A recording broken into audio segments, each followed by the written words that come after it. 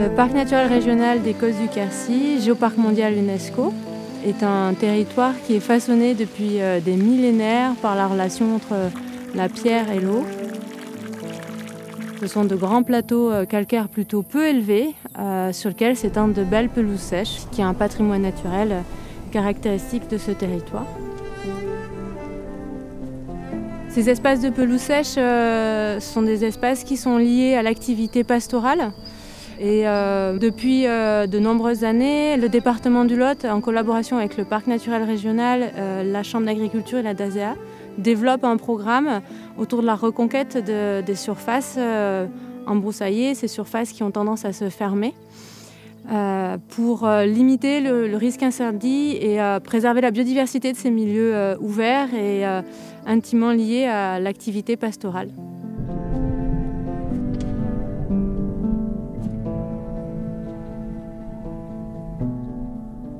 Je suis exploitant sur la commune de Varéa, une exploitation qui se situe dans le parc naturel régional des Causses du Quercy. Je suis associé avec mon frère, Régis Boupigante. On a créé un GAEC, donc un groupement d'exploitation en commun. Aujourd'hui, on est 2 associés et nos parents qui nous aident encore un petit peu sur l'exploitation.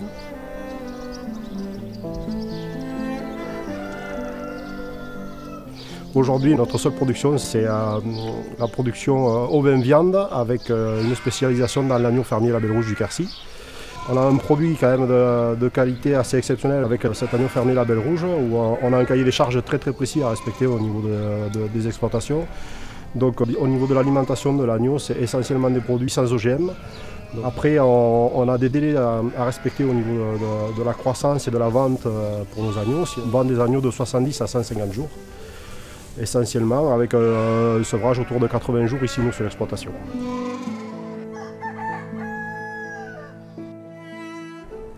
On a 200 hectares. Sur ces 200 hectares, on a 110 hectares de parcours actuellement nous sur l'exploitation. Après, sur ces 110 hectares, on en a 30 supplémentaires qui sont au sein de l'association foncière pastorale de Clégoz-Lugagnac.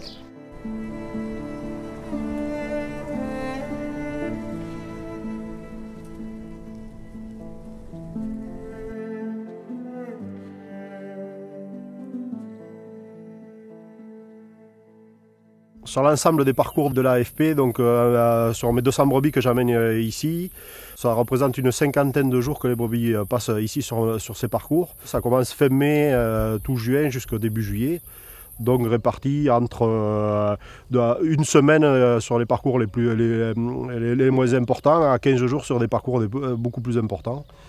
J'amène un lot ici spécialement pour la lutte, fin mai, début juin. Donc je viens profiter à cette période-là d'une ressource herbacée qui est encore de bonne qualité. Avant les grandes chaleurs, ça permet de consommer l'ensemble des végétaux qui sont au niveau du sol.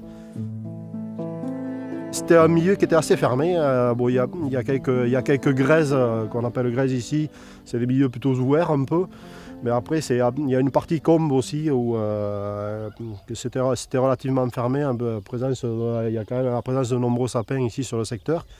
Donc c'est quand même assez ombragé et il y avait quand même, on s'est aperçu qu'au niveau du sol il y avait énormément de mousse. Et ça on s'aperçoit qu'avec le piétinement de nos moutons, etc., cette partie mousse elle se retrouve arrachée. Donc ça permet de refavoriser la pousse de l'herbe pour les années suivantes.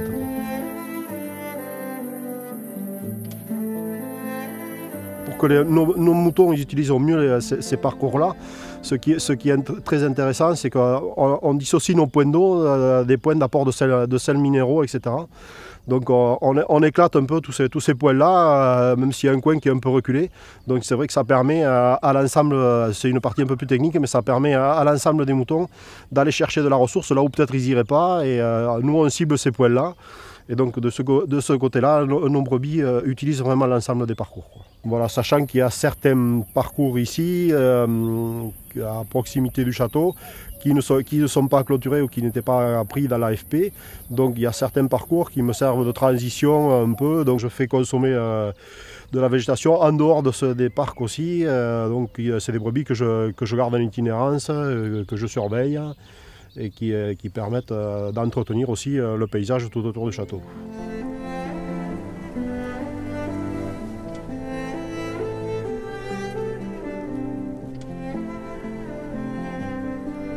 Voilà, on se trouve donc ici sur une parcelle du château du Coual. C'est un parcours que j'ai mis à pâturer, ça fait déjà, on est presque à 15 jours maintenant. De l'autre côté, on a un parcours qui n'a pas ou très peu été utilisé, où on s'aperçoit que toutes les feuilles à n'importe quel stade de hauteur, pour l'instant elles sont encore bien présentes sur l'ensemble du massif, là c'est un massif un peu forestier. Sur des parcours qui ne sont pas utilisés, on se retrouve avec un point de vue où il n'y a plus de profondeur, parce que le simple fait qu'il y ait des feuilles, etc., la végétation, ça coupe la vue et il y a plus de végétation comparé à un parc qui est déjà pâturé.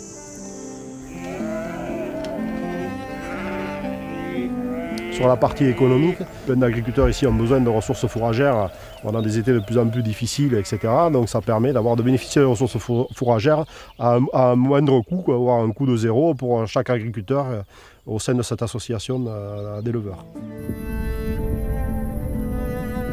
Les parcours supplémentaires qu'on a au niveau de l'AFP, ça soulage l'exploitation parce qu'en fait on s'est rendu compte qu'en ayant plus de superficie, etc., on exploite des parcours à un seul passage, donc non plus on n'épuise pas la végétation et ça permet d'avoir un meilleur roulement au sein de l'exploitation. Et en fait, tout ça c'est beaucoup plus simple à gérer en tant que nous éleveurs, parce que ça permet de mieux surveiller nos brebis pour qu'on ait moins de temps à y passer, parce que ça permet de repérer plus vite nos brebis. Parce que si on passe sur des parcours beaucoup plus importants, au-delà de 10 hectares, c'est difficile à situer les brebis et même par rapport à l'utilisation qu'elles font des parcours pour consommer l'ensemble des végétaux, c'est beaucoup plus difficile à gérer. Alors c'est vrai que c'est un temps très court qu'on passe auprès de nos brebis, même si ça demande une surveillance au moins 1 à 2 fois par jour, quoi, mais bon, en étant sur place, ça prend très peu de temps, quoi. Donc c'est vrai que ça permet de dégager du temps pour la famille. Après, bon, moi je suis président de l'AFP, je suis éleveur, je suis président de CUMA, je suis membre du syndicat au vin aussi au niveau du département du Lot. Je suis engagé dans plein de démarches qui sont très importantes, tout ce qui est par rapport au lien social, parce que voilà, au niveau de notre agriculture, c'est faire connaître notre métier, c'est s'ouvrir aux gens, et je trouve que ça fait avancer notre métier. Ouais.